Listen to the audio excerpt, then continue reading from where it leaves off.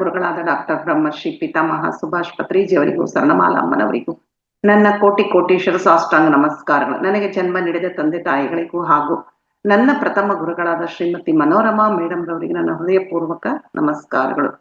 ನನ್ನ ಮಾರ್ಗದರ್ಶಕ ಗುರುಗಳಾದ ಬ್ರಹ್ಮಶ್ರೀ ಪ್ರೇಮ್ನಾಥ್ ಸರ್ ಅವರಿಗೂ ನನ್ನ ವಂದನೆಗಳು. ಇಂಥ ಅದ್ಭುತವಾದ ಅವಕಾಶವನ್ನು ನೀಡಿದ ರಂಗನಾಥ್ ಸಾರಿಗೂ ನನ್ನ ವಂದನೆಗಳು. ಈ ದಿನ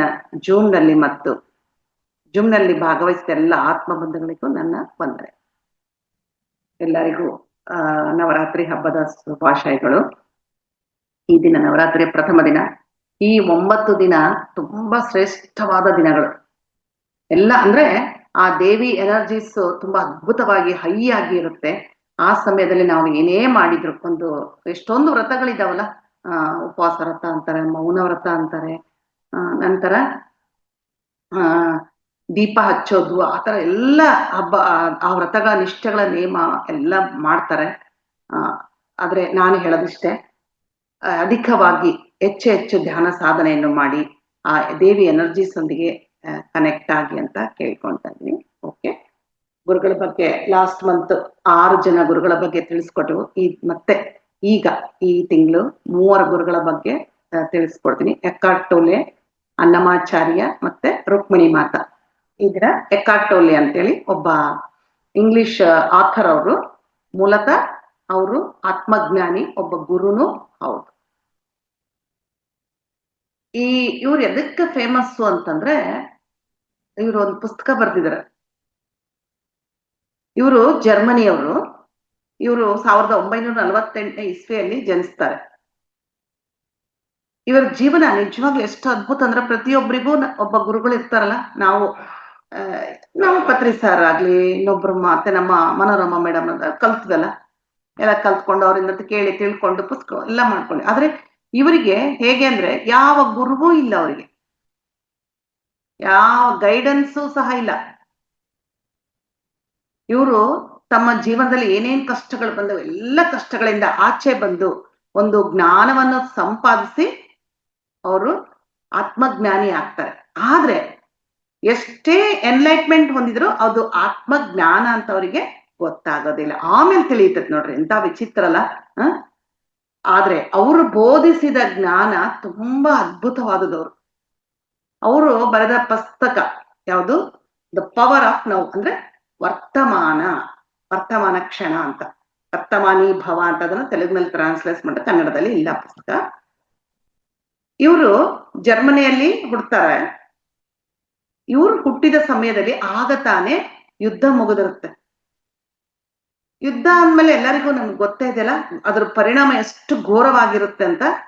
ಎಷ್ಟೋ ಜನ ತಮ್ಮ ಆಸ್ತಿ, ಫ್ಯಾಮಿಲಿ ಮೆಂಬರ್ಸು, ಸರ್ವಸ್ವವನ್ನು ಕಳೆದುಕೊಂಡಿರ್ತಾರೆ. ಶಾರೀರಿಕವಾಗಿ ತುಂಬಾ ಗಾಯಗಳಾಗಿರ್ತವೆ, ಕುಟುಂಬಗಳು ಬಿಟ್ಟು ಹೋಗುತ್ತವೆ, ಇನ್ನೂ ಕೆಲವರು ಜೀವಚ್ಛವಗಳಾಗಿ ಬದುಕ್ತಾ ಇರ್ತಾರೆ. ಇವರು ಈ ಒಂದು ವಾತಾವರಣದಲ್ಲಿಯೇ ಇವರ ಒಂದು ಬಾಲ್ಯ ಕಳೆದು ಹೋಗ್ಬಿಡುತ್ತೆ. ಅಂದ್ರೆ ಏನು ಬಾಲ್ಯ ಅಂದ್ರೆ ಎಷ್ಟು ಅದ್ಭುತವಾದದಲ್ಲ. ಆಟ ಆಡ್ಕೊಂತ, ನಕ್ಕೋತ,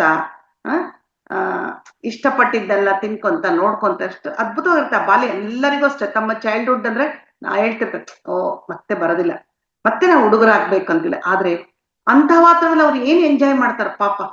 ಆ ವಾತಾವರಣದಲ್ಲಿಯೇ ಅವ್ರ ಬಾಲ್ಯ ಎಲ್ಲ ಕಳೆದು ಹೋಗ್ಬಿಡುತ್ತೆ.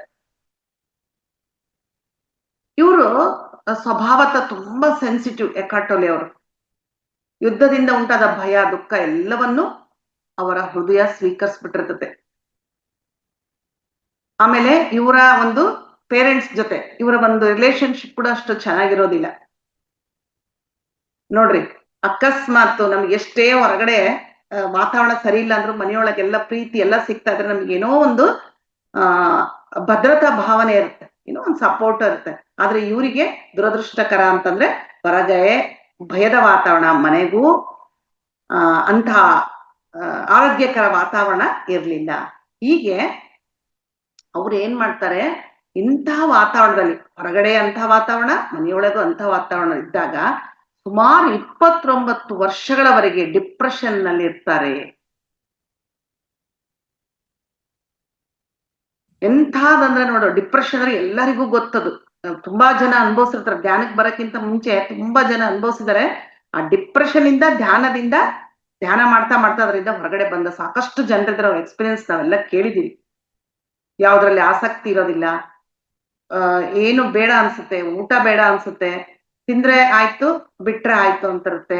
ನಗು ಅನ್ನೋದೇ ಮುಖದ ಮೇಲೆ ಇರೋದಿಲ್ಲ, ಯಾವಾಗ್ಲೂ ಏನೋ ಕಳೆದುಕೊಂಡವ್ರ ತರ ಇರ್ತಾರೆ. ಇದು ಡಿಪ್ರೆಷನ್ ಒಂದು ಲಕ್ಷಣ. ಹೀಗೆ 29 ವರ್ಷಗಳ ಕಾಲ ಇದ್ರು ಅಂದ್ರೆ ನೀವೇ ಲೆಕ್ಕ ಹಾಕ್ಬಿಡಿ. 1 ವರ್ಷ 2 ವರ್ಷವೇ ಒದ್ದಾಡ್ ಹೋಗ್ತೀವಿ, ಅಂಥದ್ದು 29 ವರ್ಷ. ನಂತರ ಇವರಿಗೆ 13 ವರ್ಷ ಇದ್ದಾಗ ಇವರ ತಂದೆ ತಾಯಿಗಳು ಬೇರೆ ಆಗ್ತಾರೆ, ಡೈವರ್ಸ್ ಆಗ್ತಾರೆ. ಮತ್ತೆ ಅಂತ ವಾತಾವರಣ ಇದ್ದಾಗ ಅಂತ ಹೇಳಿದಾರೆ ಅವರು, ಮತ್ತೆ ಡೈವರ್ಸ್ ತಗೊಂಡ್ಬಿಡ್ತಾರೆ. ನಂತರ ಇವ್ರ ತಂದೆ ಜೊತೆ ಸ್ಪೇನಿಗೆ ಬರ್ತಾರೆ. ಇವರಿಗೆ ಒಂದು ಆರೋಗ್ಯ ಸರಿ ಇಲ್ಲ, ಇದರ ಕಾರಣವಾಗಿ ಏನಾಗುತ್ತೆ, ಇವ್ರ ಪ್ರೈಮರಿ ಎಜುಕೇಶನ್ ಸಹ ಕುಂಟುತ್ತಾ ನಿಧಾನವಾಗಿ ಮುಂದುವರ್ಸ್ಕೊಂಡು ಹೋಗ್ತಾ ಇರುತ್ತೆ. ನಂತರ ಯೂನಿವರ್ಸಿಟಿ ಆಫ್ ಲಂಡನ್ ನಲ್ಲಿ ಇವರು ಲ್ಯಾಂಗ್ವೇಜಸ್ ಮೇಲೆ, ಆಮೇಲೆ ಲ್ಯಾಟಿನ್ ಲಿಟ್ರೇಚರ್ ಮೇಲೆ ಡಿಗ್ರಿಯನ್ನು ಪಡಿತಾರೆ. ಹೇಗೋ ಒಂದು ಕಷ್ಟಪಟ್ಟು ಓದಿ ತಗೊಂತಾರೆ. ನಂತರ ಕೇಂಬ್ರಿಡ್ಜ್ ಯೂನಿವರ್ಸಿಟಿಯಲ್ಲಿ ಪೋಸ್ಟ್ ಗ್ರಾಜುಯೇಷನ್ ಮಾಡ್ತಾರೆ. ನಂತರ ಅಮೇರಿಕನ್ ಲಿಟ್ರೇಚರ್ ಮೇಲೆ ರಿಸರ್ಚ್ ಮಾಡ್ತಾರೆ. ಇಂತಹ ಸಮಯದಲ್ಲೇ ಅವರು ಓದಿದ್ದು ಹೇಗೋ, ನನಗಂತೂ ಅವರ ಇದು ಅವ್ರ ಜೀವನ ಚರಿತ್ರೆ ಕೇಳಿದ್ರೆ ತುಂಬಾ ಆಶ್ಚರ್ಯ ಆಗುತ್ತೆ. ಯಾಕಂದ್ರೆ ಒಂದು ಮಾನಸಿಕ ಸ್ಥಿರತೆ ಇಲ್ಲ ಅಂದ್ಮೇಲೆ ನಮ್ಮ ತಲೆಗೆ ಓದು ಕೂಡ ಹತ್ತಲ್ಲ. ಆದ್ರೆ ಅಂತ ಸ್ಥಿತಿಯಲ್ಲೂ ಅವರು ಪೋಸ್ಟ್ ಗ್ರಾಜುಯೇಷನ್ ಮಾಡ್ತಾರೆ. ಅವ್ರು ರಿಸರ್ಚ್ ಮಾಡುವಾಗ ಅವರಿಗೆ ಅತಿಯಾದ ದುಃಖ ಭಯದಿಂದ ಎಷ್ಟೋ ದಿನಗಳು ನಿದ್ರೆಗೆದೆ ರಾತ್ರಿಗಳನ್ನು ಕಳೆದಿರ್ತಾರೆ. ಎಷ್ಟೋ ಸಲ ಆತ್ಮಹತ್ಯೆಗೂ ಪ್ರಯತ್ನ ಮಾಡಿರ್ತಾರೆ. ಈಗೆಲ್ಲ ಇರುವಾಗ ಇದರ ಮಧ್ಯೆ ಅವರ 29ನೇ ಹುಟ್ಟು ಹಬ್ಬ ಬರುತ್ತೆ. ಆ ಹಬ್ಬ ಆದ್ಮೇಲೆ ನೋಡ್ರಿ, ಮನುಷ್ಯರಿಗೆ ಎಲ್ಲರಿಗೂ ಒಂದು ಟರ್ನಿಂಗ್ ಪಾಯಿಂಟ್ ಅನ್ನೋದು ಖಂಡಿತ ಇರುತ್ತೆ. ನಮ್ಮ ಜೀವನದಲ್ಲಿ ಟರ್ನಿಂಗ್ ಪಾಯಿಂಟ್ ಅಂದ್ರೆ ಧ್ಯಾನಕ್ಕೆ ಬಂದಿದ್ದ ಆರಾಮಾಗಿ ಹೇಳ್ಬೋದು. ಧ್ಯಾನ ಇಲ್ದರು ಹಾಗೆ ಏನೋ ಒಂದು ಟರ್ನಿಂಗ್ ಪಾಯಿಂಟ್ ಇರುತ್ತೆ.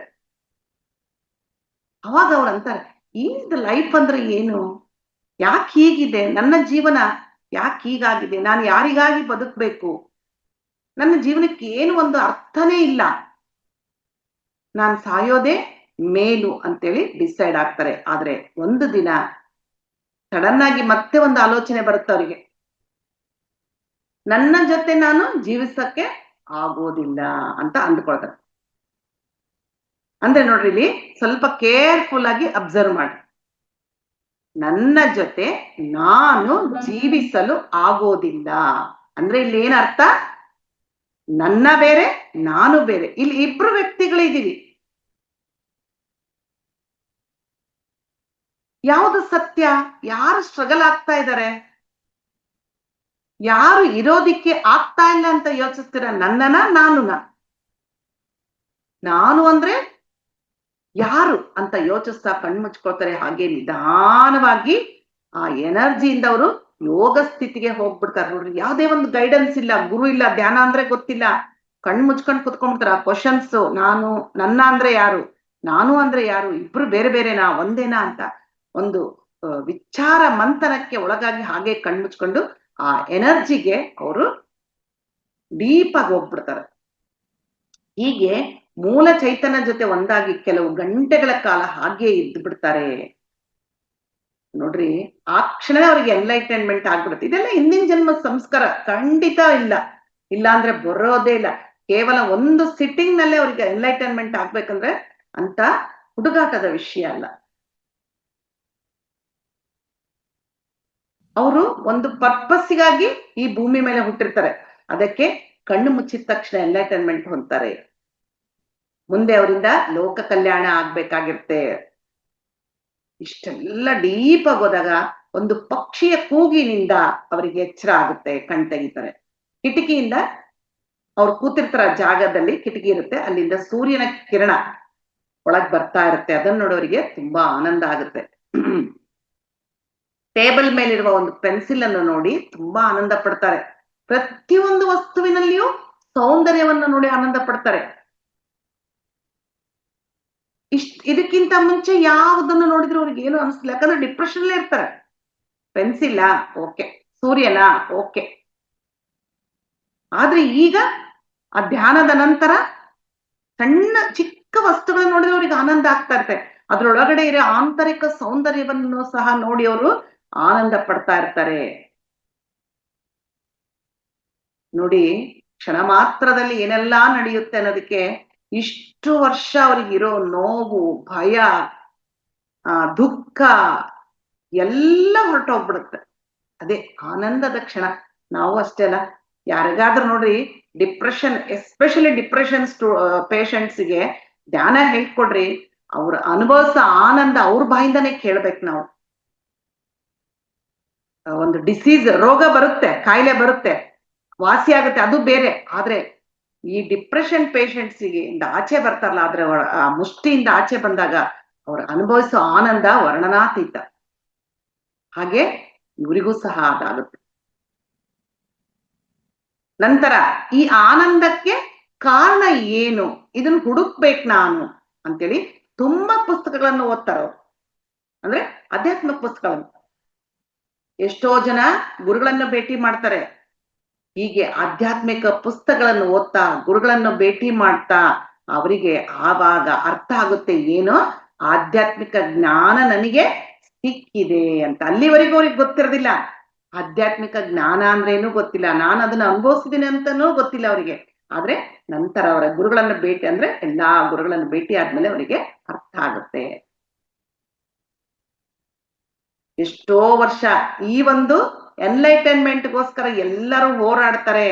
ಆದ್ರೆ ನನ್ನ ಅದೃಷ್ಟ ಅದು ನನಗೆ ಒಂದೇ ಕ್ಷಣದಲ್ಲಿ ಸಿಕ್ಕಿದೆ ಅಂತ ಅವರಿಗೆ ಅರ್ಥ ಆಗುತ್ತೆ. ಹೀಗೆ ಆ ತನ್ಮಯತೆಯಲ್ಲಿ ಇರುವಾಗ ಆ ವೈಬ್ರೇಷನ್ ಸುತ್ತಲೂ ಇರುವವರಿಗೆ ಗೊತ್ತಾಗ್ತಾ ಹೋಯ್ತಂತೆ. ಅದು ನಮಗೆ ಅನುಭವ ಆಗ್ತಾ ಇದೆಯಲ್ಲ. ಯಾರಾದ್ರೂ ಅಂತಾರಲ್ಲ, ರೀ ನಿಮ್ಮ ಹತ್ರ ಬಂದ್ರೆ ಮಾತಾಡ್ತಾ ಇದ್ರೆ ಏನೋ ಒಂಥರ ಖುಷಿ ಆಗ್ತಾ ಇದೆ, ಹೋಗ್ಬೇಕು ಅಂತ ಮನ್ಸೇ ಬರ್ತಿಲ್ಲ ಅಂತ ನಾವು ಎಷ್ಟೋ ಜನ ಹೇಳೋದ್ ಕೇಳಿದೀವಲ್ಲ. ಅಂದ್ರೆ ನಮ್ಮ ವೈಬ್ರೇಷನ್ ಅವ್ರನ್ನ ಅಟ್ರಾಕ್ಟ್ ಮಾಡುತ್ತೆ. ಅದೇ ತರ ಇವರ ವೈಬ್ರೇಷನ್ ಬೇರೆಯವ್ರನ್ನೆಲ್ಲ ಅಟ್ರಾಕ್ಟ್ ಮಾಡ್ತಾ ಬಂತಂತೆ. ನಂತರ ಇವ್ರ ಹತ್ರ ಬಂದು, ನಿನ್ನ ಹತ್ರ ಬಂದ್ರೆ ಏನೋ ಆನಂದ ಅನ್ಭವಿಸ್ತಾರೆ, ಕಾರಣ ಏನು ಅಂತ ಕೇಳ್ತಾ ಇದ್ರಂತೆ. ಆಗ ಅವರು ಸುಮ್ನೆ ನಕ್ಕು ಇದ್ಬಿಡ್ತಿದ್ರಂತೆ. ಅವ್ರು ಹೇಳ್ತಿದ್ರಂತೆ, ಇನ್ನ ನೋಡು, ನಿನ್ನ ಹತ್ರ ಬಂದ್ರೆ ಏನೋ ದುಃಖದಿಂದ ಬಂದಿರ್ತೀವಲ್ಲ, ಆ ದುಃಖ ಎಲ್ಲ ಮಾಯವಾಗಿ ಆನಂದ ಸ್ಥಿತಿಯಲ್ಲಿ ಹೋಗ್ತಾ ಇದ್ದೀವಿ. ಅದು ಹೇಗೆ ಅಂತ ಕೇಳ್ತಿದ್ರಂತೆ ಅವರು. ಅದಕ್ಕೆ ನನಗೂ ಗೊತ್ತಿಲ್ಲ ಏನಂತ ರೀಸನ್ ಅಂತ ಹೇಳಿ ಸುಮ್ನಾಗ್ಬಿಡ್ತಿದ್ರಂತೆ. ಅವರೆಲ್ಲ ಕೇಳ್ತಾ ಇದ್ರಂತೆ ಇವ್ರ ಹತ್ರ ಬಂದವರೆಲ್ಲ, ಅದು ಹೇಗೆ ಅಂತ ನಮಗೂ ಕಲ್ಸ್ಕೊಡಿ, ನಾವು ಯಾರಿಗಾನ ಹೇಳ್ತೀವಿ ಅಂತಂದ್ರೆ ಅದು ಕಲ್ಸಿ ಕೊಡಕ್ಕಾಗೋದಿಲ್ಲ, ಕೊಡೋದಕ್ಕಾಗೋದಿಲ್ಲ. ಅದು ನಮ್ಮ ಹತ್ರ ಆಲ್ರೆಡಿ ಇದೆ. ಅದೇ ಅಲ್ಲ ನಮ್ಮ ಗುರುಗಳು ಹೇಳೋದು, ಈ ಒಂದು ಸಾಧನೆ ಅನ್ನೋದು ನಾವು ಕೊಡಕ್ಕಾಗಲ್ಲ ಯಾರಿಗೂ ಅಲ್ಲ. ಹೇಳ್ಕೊಡ್ಬೋದು ಧ್ಯಾನ ಹೇಗ್ ಮಾಡ್ಬೋದು ಅಂತ, ಆದ್ರೆ ಸಾಧನೆ ಅವರಷ್ಟಿಗೆ ಅವರೇ ಮಾಡ್ಬೇಕು.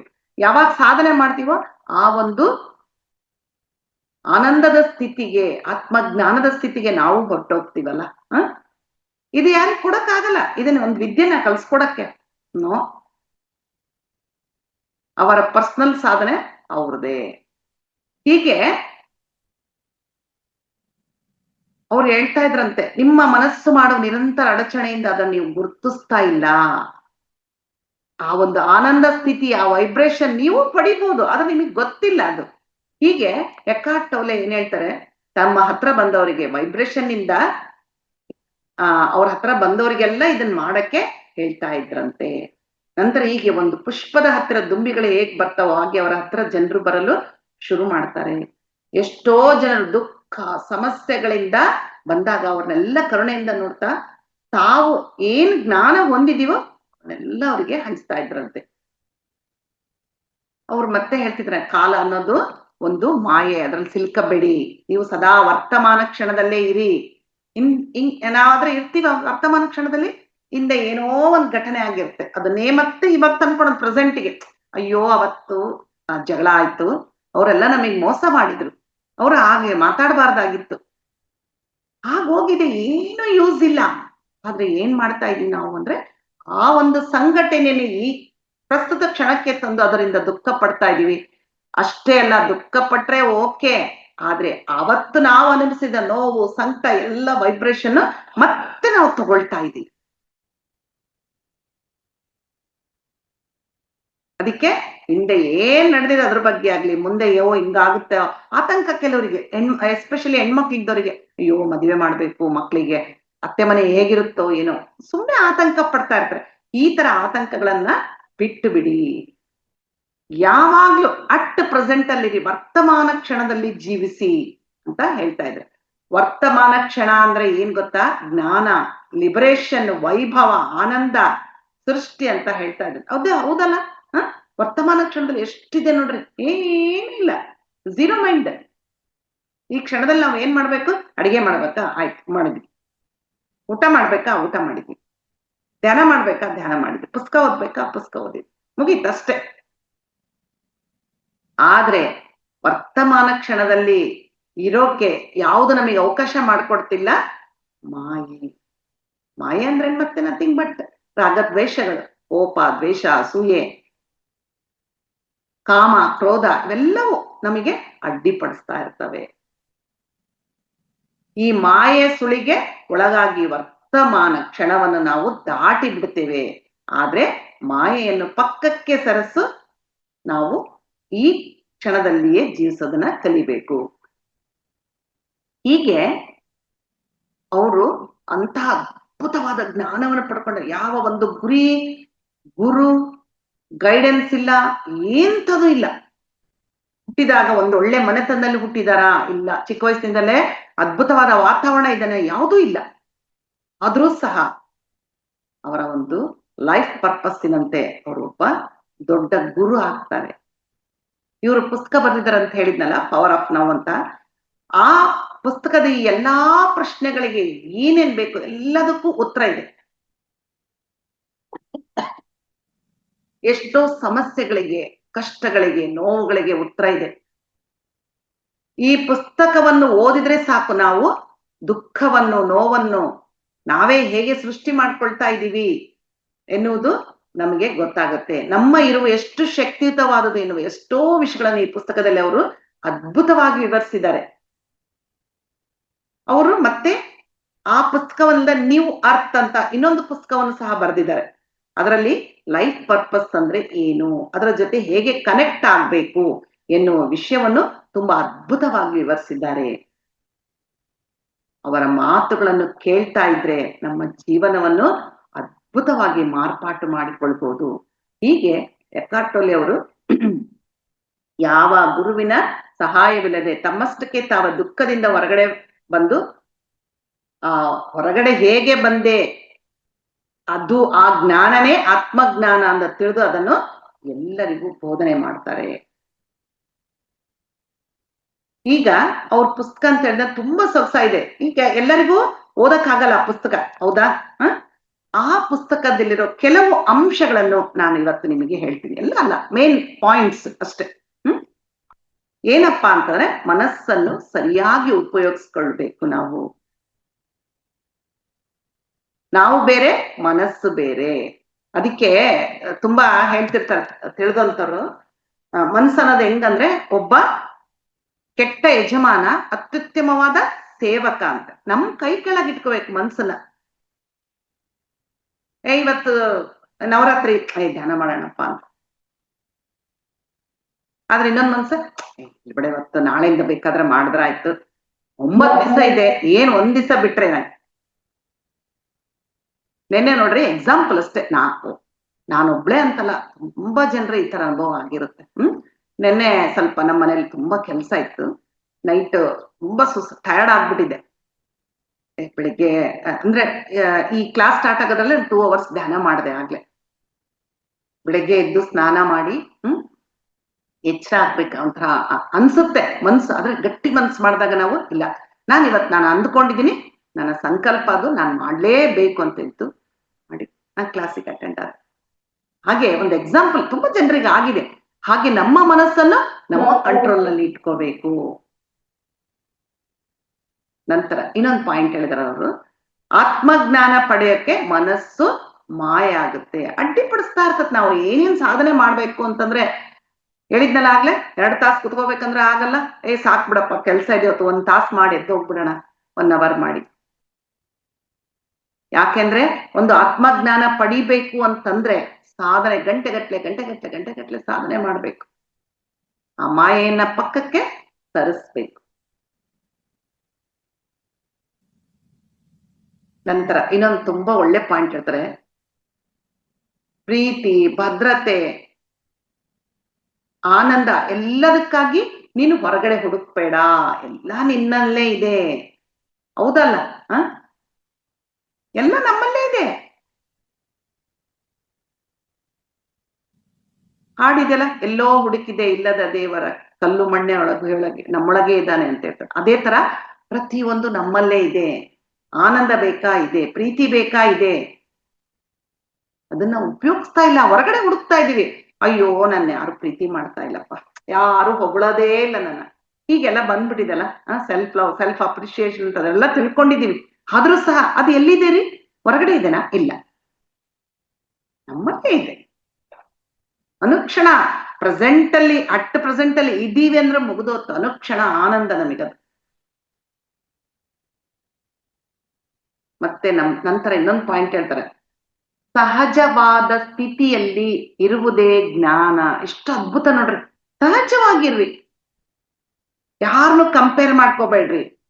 ನಾನು ಚೆನ್ನಾಗಿದ್ರೇನೆ ಎಲ್ಲಾರು ನೋಡ್ತಾರೆ, ನಾನು ಒಳ್ಳೊಳ್ಳೆ ಬಟ್ಟೆಗಳನ್ನ ಹಾಕೊಂಡ್ರೆ ಎಲ್ಲಾರು ನೋಡ್ತಾರೆ ನನ್ನ, ನಾನು ಒಳ್ಳೊಳ್ಳೆ ಮಾತಾಡಿದ್ರೆ ಎಲ್ಲಾರು ನೋಡ್ತಾರೆ ನನ್ನ, ಮೆಚ್ಕೋತಾರೆ. ಯಾವುದೂ ಇಲ್ಲ, ಸಹಜವಾಗಿರ್ರಿ. ನೀವು ಹೇಗಿದ್ದೀರಿ ಹಾಗೆ ಇರಿ, ಅದೇ ಜ್ಞಾನ.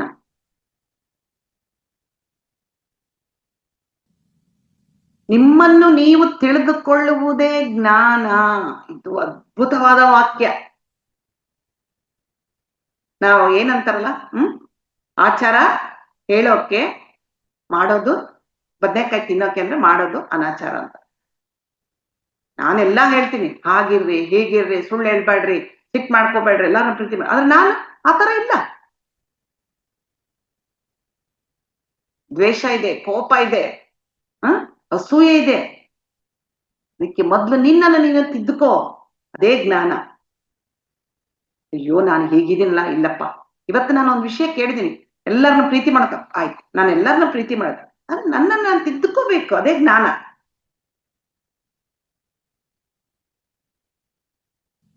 ನಂತರ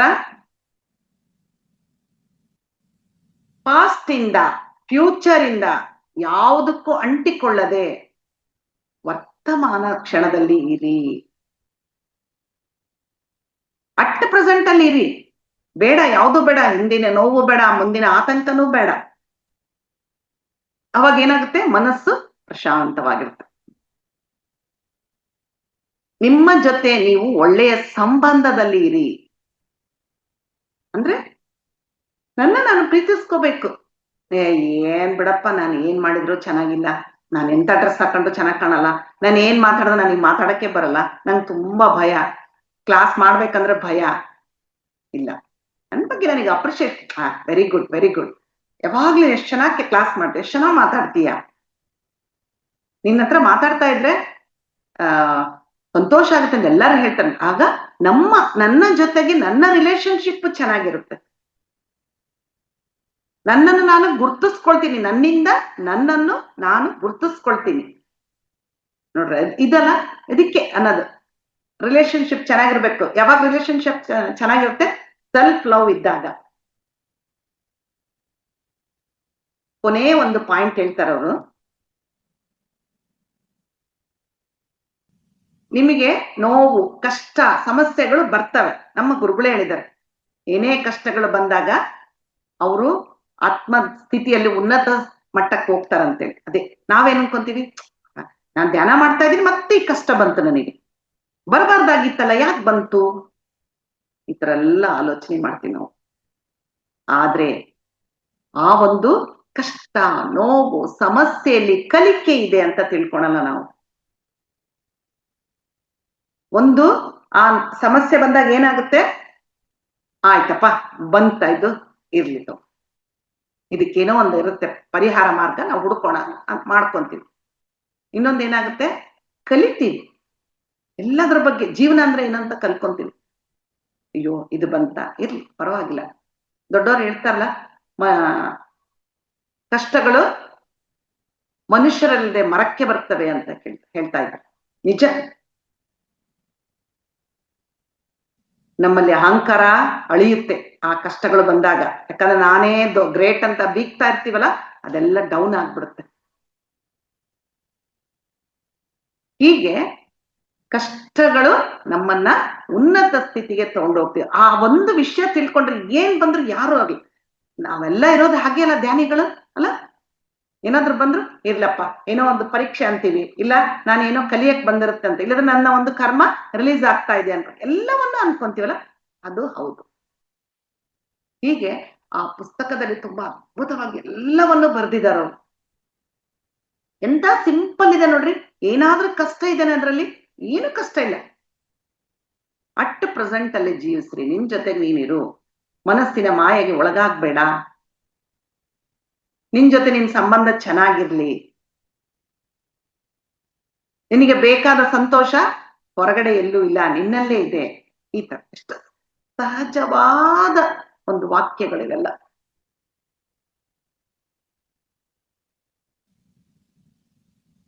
ಆಮೇಲೆ ಈಗ ಒಂದೇ ಕ್ಷಣ ನಿಮಗೆ ಪ್ರಾಕ್ಟಿಕಲ್ ವರ್ಕ್ ಇವಾಗ ಏನಂದ್ರೆ, ಒಂದೇ ನಿಮಿಷ ಸುಮ್ಮನೆ ಕುತ್ಕೊಳ್ಳಿ ಇಷ್ಟೇ. ನೀವು ಈಗ ಅಲ್ಲಿ ಕ್ಲಾಸ್ ಇದೆ, ಇಲ್ಲಿ ಕೇಳ್ತಾ ಇದ್ದೀನಿ ನಾನು, ಆ ಪುಸ್ತಕ ಕಟ್ಟೋಲಿ ಯಾವ್ದು ಯೋಚನೆ ಮಾಡ್ಬೇಡಿ, ಒಟ್ಟು ಸುಮ್ಮನೆ ಕುತ್ಕೊಳ್ರಿ. ಎಷ್ಟು ಆಲೋಚನೆ ಬರ್ತಾವಂತ ನೋಡಿ, ನಾನ್ ನೋಡ್ತೀನಿ. ಆಮೇಲೆ ಹೇಳ್ರಿ, ನಿಮ್ ಡೌಟ್ಸ್ ಕೇಳ್ತಾರಲ್ಲ ಅವಾಗ ಹೇಳಿ.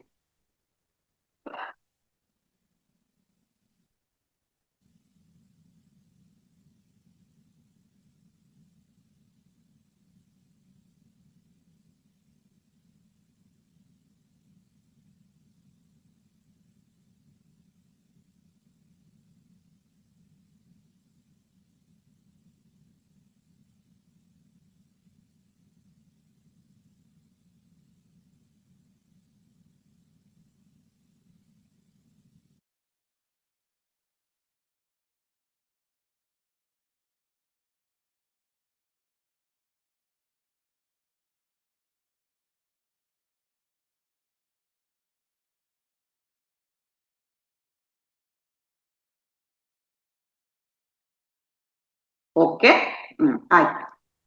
ಸುಮ್ನೆ ನೆನ್ಪಿಟ್ಕೊಳ್ರಿ ನೀವು, ನಾನು ಏನೇನ್ ಯೋಚನೆ ಮಾಡಿದೆ, ಅದ್ರಲ್ಲಿ ಎಷ್ಟು ಕೆಲ್ಸಕ್ಕೆ ಬರ್ತವೆ, ಎಷ್ಟು ಕೆಲ್ಸಕ್ಕೆ ಬರೋಲ್ಲ ಅಂತ ಯೋಚನೆ ಮಾಡ್ರಿ, ಅಷ್ಟು ಮುಗೀತು. ಇಷ್ಟು ಹೇಳಕ್ಕೆ ನನಗೆ ಅವಕಾಶ ಮಾಡಿಕೊಟ್ಟಂತ ಪತ್ರಿಜಿ ಗುರುಗಳಿಗೆ ಅನಂತ ಧನ್ಯವಾದಗಳು. ಮತ್ ರಂಗನಾಥ್ ಸಾರಿಗೂ ಅವರ ಟೀಮ್ನವರಿಗೂ ಎಲ್ಲರಿಗೂ ಧನ್ಯವಾದಗಳು. Thank you. Thank you madam, thank you so much.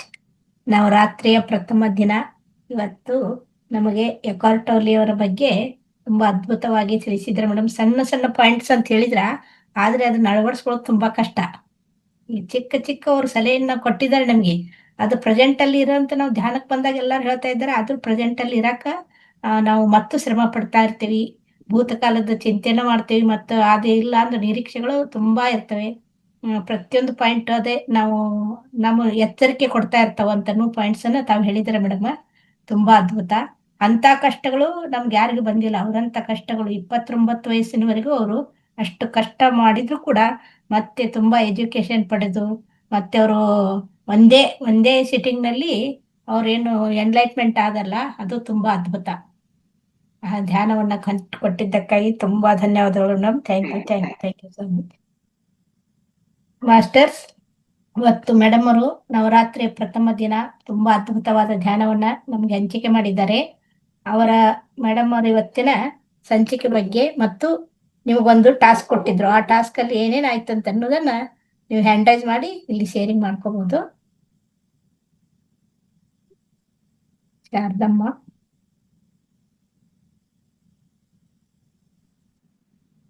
Unmute ಮಾಡ್ಕೊಳ್ಳಿ ಮೇಡಮ್. ಶಾರದಮ್ಮ ಆಗಿದೆ, ಅನ್ಮ್ಯೂಟ್ ಆಗಿದೆ ಮೇಡಮ್. ಮಾತಾಡಿ ಮೇಡಮ್. ನಮಸ್ತೆ ಮೇಡಮ್. ನಮಸ್ತೆ ಮೇಡಮ್. ಚೆನ್ನಾಗಿ ಹೇಳಿದ್ರಿ ಮೇಡಮ್. ಬಹಳ ಅನುಕೂಲ ಆಗತ್ ಮೇಡಮ್. ಇದು ಎಲ್ಲರಿಗಿನ ತಿಳಿದವ್ರಿಗಿನ ತಿಳಿತೈತಿ, ತಿಳಿಯಾರ್ದವ್ರಿಗಿನ ತಿಳಿತೈತಿ ಮೇಡಮ್. ಎಷ್ಟು ಯೋಚನೆ ಬಂದು ಮೇಡಮ್? ಏನ್ ಮೇಡಮ್? ಇನ್ ನಾನು ಹೇಳಿದ್ನಲ್ಲ, ಎಷ್ಟು ಯೋಚನೆ ಬಂದ್ವು ಒಂದ್ ನಿಮಿಷದಲ್ಲಿ? 2 ಬಂದು ಮೇಡಮ್. 2 ಬಂದು. ಪರವಾಗಿಲ್ಲ. 2 ಒಳ್ಳೆ ಯೋಚನೆನಾ? ಹ್ಞೂನ್ರಿ ಒಳ್ಳೆ ಯೋಚನೆನು ಬಂದವ್ರಿ ಓಕೆ, ವೆರಿ ಗುಡ್. ಮೇಡಮ್ ನಂದ ಮೇಡಮ್ ಅವರು ಮೂತ್ರ ಬಗ್ಗೆ ಹೇಳ್ತೀವಿ ಅಂದಿದ್ರ ಅದಕ್ಕ ನಾ ಕೇಳ್ಬೇಕಂದಿನ್ರಿ. ನನ್ ತಲಿ ಶೇಕ್ ಆಗತ್ತ, ಕೈ ಶೇಕ್ ಆಗತ್ತ. ಇದು ನನ್ನ ನಂಬರ್ ತಗೊಂಡಿದ್ರಲ್ಲ ಮೇಡಮ್, ನಂಬರ್ ತಗೊಳ್ಳಿ ಇವತ್ತೇ. ಇದು ನಂಬರ್ ತಗೊಳ್ಳಿ. ಕೊಟ್ಟಾರ ನಂಬರ್, ಮೊನ್ನೆ ಲಕ್ಷ್ಮಿ ಮೇಡಮ್ ಅವ್ರ ಕೊಟ್ಟಾರ ಮೇಡಮ್. ನೀವು ಕಾಲ್ ಮಾಡಿ ಮೇಡಮ್, ಈ ಕ್ಲಾಸ್ ಮುಗಿದ ನಂತರ ಮಾಡಿ. ಮಾಡಂದ್ರಿ ಮೇಡಮ್? ಸರಿ. ನಮಸ್ತೆ ರೀ. ನಮಸ್ತೆ ಮೇಡಮ್. ನಂಬರ್ ಹಿಂಗೈತಿ ನೋಡ್ರಿ. ಹೌದನ ನಿಮ್ಮದು ಕನ್ನಡದಾಗ ಕೇಳಿದ್ ನಾನು. ಹೇಳಿದ್ರು ಹೇಳಂದ್ರಿ ಮೇಡಮ್ ನಂಬರ್? ಆಯ್ತಾಯ್ತು.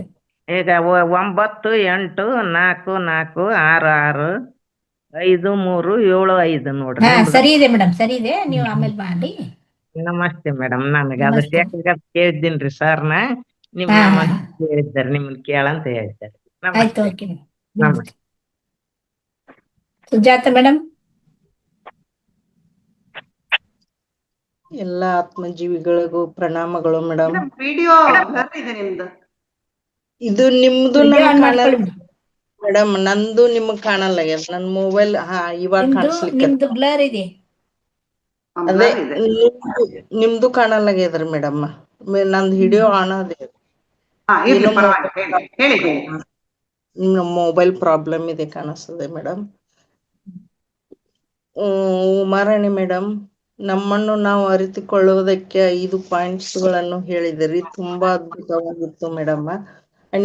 ನೀವು 1-2 ನಿಮಿಷ ಕಣ್ಣು ಮುಚ್ಕೊಂಡು ಕುಂತು ನಿಮ್ಮಲ್ಲಿ ಏನು ವಿಚಾರ ಬರುತ್ತವನ್ನು ತಿಳಿದು ಹೇಳಿರಂದ್ರಿ. ನನಗೆ ಇವತ್ತು ಘಟ ಸ್ಥಾಪನೆಯಲ್ಲಿ ಇದೆಯಲ್ಲ, ಇವಾಗ ಹೊತ್ತಾಗಿದೆ, ಯಾವ್ದು ಕೆಲಸ ಮೊದಲು ಮಾಡ್ಬೇಕು ಯಾವ್ದಿಲ್ಲ ಅಂತ ಹೇಳಿ ಒಂದು ಜುಳುಕು ಬಂದು ಹೋಯ್ತು ಮೇಡಮ್. ಅದರ ಹೊರವಿನ ಬೇರೆ ಏನು ಬರ್ಲಿಲ್ಲ ಮೇಡಮ್.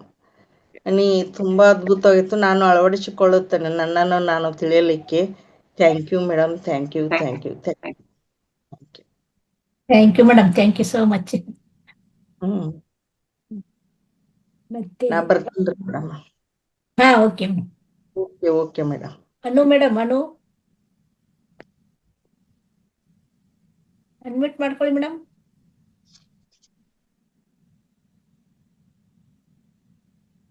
ನಮಸ್ತೆ ಮೇಡಮ್. ನಮಸ್ತೆ.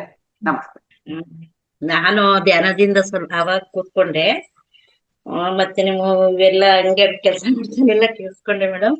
ಚೆನ್ನಾಗಿ ಹೇಳಿದ್ರಿ. ತುಂಬಾ ನಾವು ಅದನ್ನ ಅಳವಡಿಸ್ಕೊಳ್ಳೋದು ತುಂಬಾ ಇದೆ. ನೀವು ಹೇಳಿದ್ರಿ ತುಂಬಾ ಕಷ್ಟಗಳು ಬಂದಾಗ ನಮ್ಮ ಅಹಂಕಾರಗಳೆಲ್ಲ ಅಡಗುತ್ತೆ ಅಂತ. ಅದು ಮಾತ್ರ ಸತ್ಯ ಮಾತು ಮೇಡಮ್. ಕಷ್ಟಗಳು ಬಂದಾಗವೇ ನಮಗೆ ಅವೆಲ್ಲ ಅರ್ಥ ಆಗೋದು. ಅಹಂಕಾರ ಪಡಬಾರ್ದು ನಾವು ಅಂತ. ಅದು ನನ್ನ ಜೀವನದಲ್ಲೂ ಅಳವಡಿಸಿ ಮದ್ವೆ ಆದೋಸ್ತ್ರ ಅಷ್ಟು ಗೊತ್ತಾಗ್ತಿರ್ಲಿಲ್ಲ. ಮತ್ತೆ ನಮ್ಗೆಲ್ಲ ಅರ್ಥ ಆಯ್ತು. ಅದಂತೂ ಕಷ್ಟಗಳು ಬಂದಾಗ ಸ್ವಲ್ಪ ಎಲ್ಲ ಇವಾಗೆಲ್ಲ ಬಿಟ್ಟು ಇದು ಚೆನ್ನಾಗಿದ್ದೀನಿ ಮೇಡಮ್. ಇಷ್ಟೇ ಹೇಳ್ತೀನಿ madam. Thank you madam. Thank you so much. ಮತ್ತೆ ಇವತ್ತು ಯಾರು ಇಲ್ಲ ಮೇಡಮ್? ಅಶ್ವಿನಿ ಮೇಡಮ್. ನಮಸ್ತೆ ಮೇಡಮ್. ನಮಸ್ತೆ ಆಲ್ ಮಾಸ್ಟರ್ಸ್. ಮೇಡಮ್, ಇವತ್ತು ಪ್ರತಿಯೊಂದನು ಸಹ ನೀವು ಹೇಳಿದ್ದೆಲ್ಲ ನಮ್ಗೆ ಅನ್ವಯಿಸುತ್ತೆ. ಪ್ರಾಪಂಚಿಕ ಜೀವನ ಮತ್ತೆ ಆಧ್ಯಾತ್ಮಿಕ ಜೀವನಕ್ಕೆ ಬಂದಾಗ ಸಾಕಷ್ಟು ನಮ್ಗೆ ಒಂದ್ರಲ್ಲಿ ಏರುಪೇರು ಇರ್ಬೋದು, ಅಥವಾ ಎರಡು ಸಮನಾಗಿರ್ಬೋದು, ಸಕ್ಸಸ್ ಕಾಣ್ಬೋದು. ಮತ್ತೆ ನೀವು ಹೇಳಿದ್ರಿ ಮೇಡಮ್, ಅವ್ರಿಗೆ ಯಾರು ಗುರುಗಳು ಆಗ್ಲಿ, ಯಾರ್ದೇ ಒಂದು ಸಂದೇಶ ಅವರಿಂದ ಅವ್ರು ಕಲ್ತಿದ್ದಿಲ್ಲ, ಅವರಲ್ಲೇ ತಾನಾಗೆ ತಾನು ಎಲ್ಲ ಬಂತು ಅಂತ ಹೇಳಿದ್ರಿ. ಕೆಲವ್ರಿಗೆ ಮೇಡಮ್, ಯಾರೆಷ್ಟೇ ಗುರುಗಳು ಎಷ್ಟೇ ಜನ ಇದ್ರು, ಎಷ್ಟೇ ಗೈಡ್ ಮಾಡ್ತಾ ಇದ್ರು ಸಹ ತಪ್ಪು ಅನ್ನೋದು ಮಾಡ್ತಾನೆ ಇರ್ತಾರೆ. ಇನ್ ಕೆಲವ್ರಿಗೆ ಯಾರಿಗೂ ಅವ್ರಿಗೆ ಹಿಂದು ಮುಂದು ಅಂತ ಹೇಳ್ತಾರಲ್ಲ, ಇರೋದಿಲ್ಲ, ಗೈಡೆನ್ಸ್ ಕೊಡೋರು ಇರಲ್ಲ. ಬಟ್ ಅವರಲ್ಲೇ ಅದು ಒಂದು ಅದ್ಭುತವಾದ ರೀತಿಯಲ್ಲಿ ಅವರಲ್ಲಿ ಏನಂತಾರೆ ಬದಲಾವಣೆಗಳು, ಒಳ್ಳೊಳ್ಳೆ ಇದನ್ನ ಕಲಿತಾ ಇರ್ತಾರೆ. ಇದು ಹೇಗೆ ಮೇಡಮ್? ಸ್ವಲ್ಪ ಸ್ಪಷ್ಟತೆ ಕೊಡಿ ಮೇಡಮ್ ಇದನ್ನ. ಹೇಗೆ ಅಂದ್ರೆ ಅವ್ರೊಂದು ಸೋಲು ಆತರ ಇರುತ್ತೆ ಅವ್ರದ್ದು. ಯಾರು ಹೇಳಕ್ ಬೇಕಲ್ಲ, ಒಂದ್ ಪರ್ಟಿಕ್ಯುಲರ್ ಟೈಮ್ ಅಲ್ಲಿ ನೀನ್ ಬದಲಾಗ್ತೀಯಾ, ಅದು ಚೇಂಜ್ ಆಗುತ್ತೆ. ಇನ್ನು ಕೆಲವ್ರು ಏನಾಗುತ್ತೆ, ಒಳಗಡೆ ಅಂತರಾತ್ಮ ಅನ್ನೋದು ಇರುತ್ತಲ್ಲ, ಅದು ನಮಗ್ ಚುಚ್ತಾ ಇರುತ್ತೆ. ತಪ್ಪು ಮಾಡಿದಾಗ ಅಥವಾ ಸುಳ್ಳು ಹೇಳಿದ್ವಿ ಅನ್ಕೊಳ್ರಿ, ಅದು ಇಲ್ಲ ನೀನ್ ಮಾಡಿದ ತಪ್ಪು, ಈ ತರ ಮಾಡಬಾರ್ದು ಅನ್ಸುಡ್ತಾನೆ, ಅದನ್ನ ಚೇಂಜ್ ಮಾಡ್ಕೊಂತೀವಿ. ಅದು ಅವ್ರ ಹುಟ್ಟು ಗುಣ. ಆದ್ರೆ ಇನ್ನು ಇವಾಗ ಧ್ಯಾನ ಮಾಡಿದ್ಮೇಲೆ ಧ್ಯಾನದಿಂದ ನಮ್ಮ ಅಂತರಂಗ ಪರಿಶುದ್ಧವಾಗಿ ಹೋಗ್ತಾ ಹೋಗುತ್ತೆ. ಅದಕ್ಕೆ ಹೇಳ್ತಾರಲ್ಲ, ಧ್ಯಾನ ಜ್ಞಾನ ಎರಡೂ ಬೇಕು ಅಂತ ಹೇಳ್ತಾರೆ ಪತ್ರಿಜಿ ಗುರುಗಳು. ಅದು ಒಂದು. ಈ ಜ್ಞಾನ ಇವಾಗ ಪ್ರತಿದಿನ ಇದೆಲ್ಲ ಅನಿಸ್ತಾ ಇದ್ರಲ್ಲ, ಇದೆಲ್ಲ ತಿಳ್ಕೊಂಡಾಗ ಒಂದೊಂದೇ ಹೇಳ್ತಾ ಇರ್ತೀವಿ. ಪ್ರೆಸೆಂಟ್ ಅಲ್ಲಿ ಇರ್ಬೇಕು, ಯಾರಿಗೂ ಮೋಸ ಮಾಡಬಾರ್ದು, ಅಹಂಕಾರ ಪಡಬಾರ್ದು, ನೋವು ಕೊಡಬಾರ್ದು, ಪ್ರಾಣಿ ಹಿಂಸೆ ಇದೆಲ್ಲ ತಿಳ್ಕೊಂಡಾಗ ಒಂದೊಂದ್ಸಲ ಕೆಲವ್ರು ಏನ್ ಮಾಡ್ತಾರೆ, ತಿಳ್ಕೊಂಡು ಆಚೆ ಬಿಟ್ಬಿಡ್ತಾರೆ. ಇನ್ನು ಕೆಲವರು ಅನುಷ್ಠಾನಕ್ಕೆ ತರ್ತಾರೆ. ಯಾವಾಗ ಅನುಷ್ಠಾನಕ್ಕೆ ತರ್ತೀವೋ ಆವಾಗ ಅವರಲ್ಲಿ ಜ್ಞಾನ ಉಂಟಾಗ್ತಾರೆ. ಅಷ್ಟೇ. ಆ ತಪ್ಪು ಮತ್ತೆ ಮಾಡಲ್ಲ ಅವರು. ಅಷ್ಟೇ. ಒಟ್ನಲ್ಲಿ ಇಂದಿನ ಜನ್ಮದ ಸಂಸ್ಕಾರ ಅಂತಾನು ಹೇಳ್ಬೋದು ಇದು. ಖಂಡಿತ ಬೇಕು, ಖಂಡಿತ ಬೇಕು. ಈಗ ನೋಡ್ರಿ, ಎಕಾರ್ಟ್ ಟೋಲೆ ಏನಿದ್ದಿಲ್ಲ, ಸಾಮಾನ್ಯ ಕುಟುಂಬದಲ್ಲಿ ಹುಟ್ಟಿದ, ತಂದೆ ವಾತಾವರಣನೂ ಸರಿ ಇರ್ಲಿಲ್ಲ. ಆದ್ರೆ 29 ವರ್ಷ ಡಿಪ್ರೆಷನ್ ಇರ್ತಾರೆ. ಆದ್ರೆ ಒಂದೇ ಒಂದು ಸಿಟ್ಟಿಂಗ್ ಅಲ್ಲಿ ಅವ್ರು ಆತ್ಮಜ್ಞಾನ ಪಡ್ಕೊಂಡ್ಬರೋರು. ಎಸ್ ಮೇಡಮ್, ಖಂಡಿತ. ಇವತ್ತಿನ ನಿಮ್ಮ ಸ್ವಾಧ್ಯಾಯ ಎಕಾರ್ಟ್ ಟೋಲೆ ಅವರ ಜೀವನ ಚರಿತ್ರೆ ನಿಜಕ್ಕೂ ಕೂಡ ಮೇಡಮ್, ಮತ್ತೆ ಇನ್ನೊಂದ್ಸಲ ಎಲ್ಲ ನೋಡಿದ್ರೇನೆ ಅದ್ ಅರ್ಥ ಆಗೋದು. ಸ್ವಲ್ಪ ಆ ಪುಸ್ತಕದಲ್ಲಿ ಆ ಪುಸ್ತಕ ಹೇಗಂದ್ರೆ ಅದು ಸೀರೀಸ್ ತರ ಮಾಡ್ಬೇಕು, ಒಂದ್ ವಾರ ಆ ತರ ಮಾಡ್ಬೇಕದು. ಅಷ್ಟು ಚೆನ್ನಾಗಿದೆ ಪುಸ್ತಕ ಅದು. Yes madam. ಆದ್ರೆ ಮತ್ತೆ ಮರ್ತೋಗ್ತಾ ಇರ್ತೀವಿ, ಮತ್ತೆ ನಾವು ನೋಡಿ ಮನನ ಅಂದ್ರೆ ಈಗ ಒಂದೊಂದ್ ಲೈನ್ ಅಲ್ಲಿ ನಾನು ಏನು ಹೇಳಿದ್ನಲ್ಲ ಚಾಪ್ಟರ್ಸ್, ಅವನ್ನೆಲ್ಲ ಡೀಟೇಲ್ ಆಗಿ ವಿತ್ ಎಕ್ಸಾಂಪಲ್ಸ್ ಕೊಟ್ಕೊಂತ ಬರ್ತಾರೆ. ಒಂದೊಂದ್ ದಿವಸ ಒಂದೊಂದ್ ಕ್ಲಾಸ್ ಆಗುತ್ತದು ಆತರ. Yes madam, yes madam, thank you so much ma'am. Next ಈಗ ಮಲ್ಲಪ್ಪ ಸರ್ ಕಿರು ಸಂದೇಶ ಕೊಡಲಿದ್ದಾರೆ. ಅದಕ್ಕೆ ನಾವು ಎಸ್ ಮೇಡಮ್ ಅನ್ಮ್ಯೂಟ್ ಕೊಡಿ ಮೇಡಮ್. ಅನ್ಮ್ಯೂಟ್ ಮಾಡ್ಕೊಳ್ಳಿ madam. Nagaratna madam, Nagaratna madam ಬರ್ತಾ ಇಲ್ವಾ? ಇಲ್ಲ ಮೇಡಮ್, ಅವ್ರದ್ದು ಹೊಸ ಫೋನ್ ಚೇಂಜ್ ಆಗಿದೆ ಅಂತ ಇದ್ರು. ಸ್ವಲ್ಪ ಆಪ್ಷನ್ ಅವ್ರು ನೋಡ್ಕೋಬೇಕಾಗತ್ತೆ. ಅಷ್ಟರಲ್ಲಿ ಮತ್ತೊಬ್ರು ಮಾತನಾಡ್ಬೋದು. ಮತ್ತೆ ವಿಡಿಯೋ ಶೇರ್ ಮಾಡ್ತೀನಿ ಮೇಡಮ್. ನಿಮ್ಗೆ ಅಲ್ಲಿ ಅಸಾಧ್ಯ ಆಗುತ್ತಲ್ಲ ಮೇಡಮ್? ಹೌದು. Okay okay. ಕೊನೆ ಅನಿಸಿಕೆ ಪ್ರಶ್ನೆ ನಾಗಲಲಿತಾ ಒಬ್ಬರು ಬಂದಿದ್ದಾರೆ. ಅನ್ಮ್ಯೂಟ್ ಮಾಡ್ಕೊಳ್ಳಿ ಮೇಡಮ್ ನೀವು. ನಾಗಲಲಿತಾ ಮೇಡಮ್. ನಮಸ್ತೆ ಮೇಡಮ್. ನಮಸ್ತೆ. ನಿಮ್ಮ ಇದು ಚೆನ್ನಾಗಿತ್ತು ಅಂತಂದ್ರೆ, ಎಲ್ಲಾನು ಪ್ರೀತಿಸ್ಬೇಕು ಅಂತ ಹೇಳಿದ್ರಲ್ಲ, ನಾವ್ ಎಷ್ಟು ಪ್ರಯತ್ನ ಪಟ್ರು ಅವರು ಏನೋ ಬೇರೆ ನಿರೀಕ್ಷೆಯಲ್ಲಿ ಇರ್ತಾರೆ.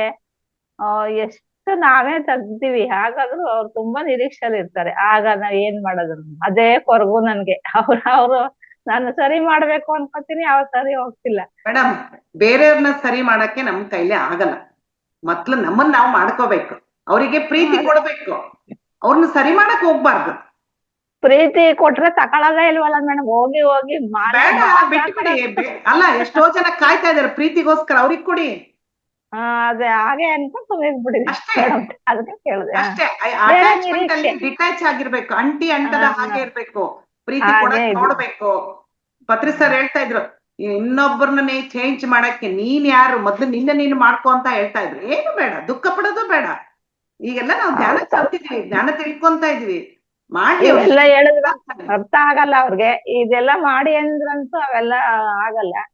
ಆದ್ರೆ ತುಂಬಾನೇ ಬೇಜಾರ್ ಮಾಡ್ತಾರೆ. ನಾನ್ ದೂರನೇ ಇದ್ಬಿಟ್ಟಿದೀನಿ ಅಂತ ಇಟ್ಕೊಳ್ಳಿ.